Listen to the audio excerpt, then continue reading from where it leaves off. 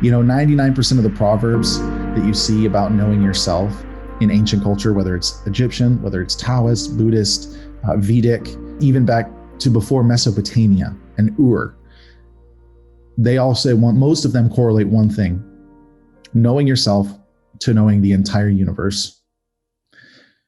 And this whole knowing of self, it's not knowing the ego. It's knowing the self that gives life to an ego. People are convinced that they are objectively real. And the moment you begin to confront the fact that there is an awareness to which all of your ideas about yourself rise, that's when ideas of self begin to break down. But truthfully, in my humble opinion, it can always be an appropriate time for a breakdown of our ideas of self. Personally, I welcome experiences and events that call me out.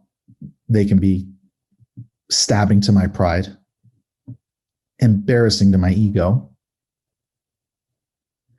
But when I'm being reflected back something from someone that I know deep down is calling me to greater levels of freedom, the risk, definitely, the risk of saying the same does not outweigh the reward.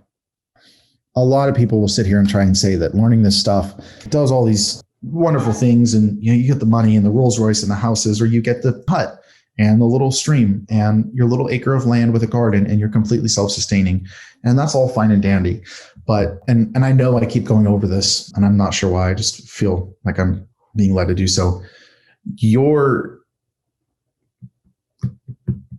wants are never going to be satisfied. Like literally, your wants are never going to be satisfied as long as you're convinced that you are the contained identity, the mind-body complex, right?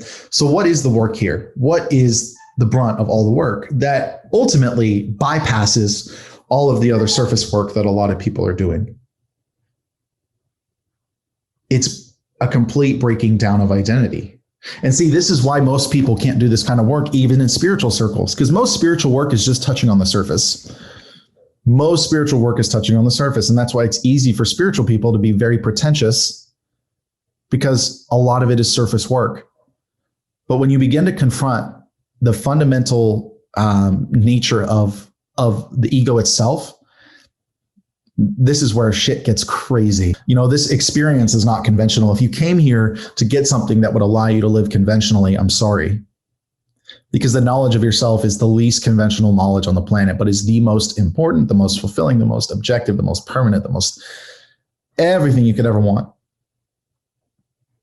But I can't tell you that and have you believe it. And I'm not expecting you to believe it. I know most of you already know it.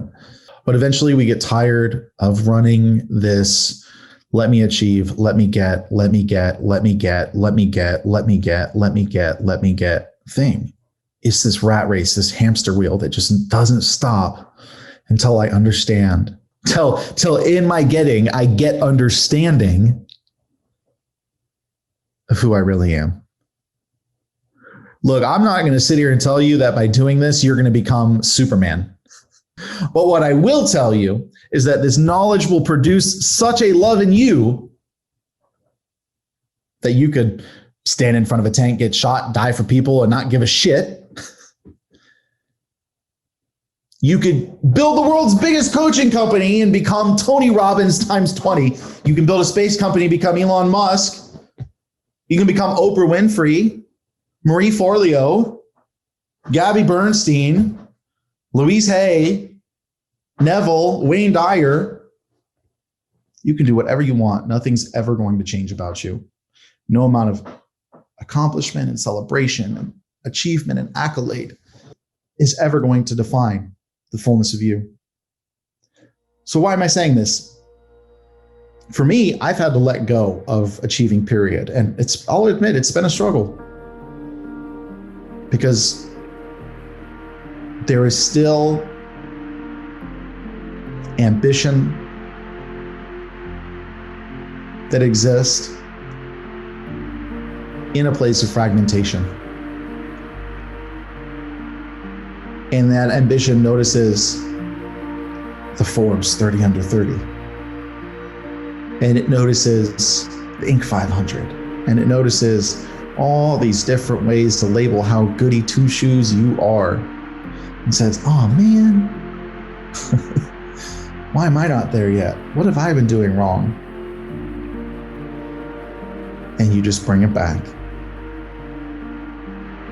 Because ultimately, as long as I allow anything, literally, and it can be anything, it can be a person, it can be an accolade, it can be achievement, it can be a job, it can be whatever. As long as I allow it to determine what I believe to be true, or allow it to gauge my worth or my adequacy, I am enslaved to it.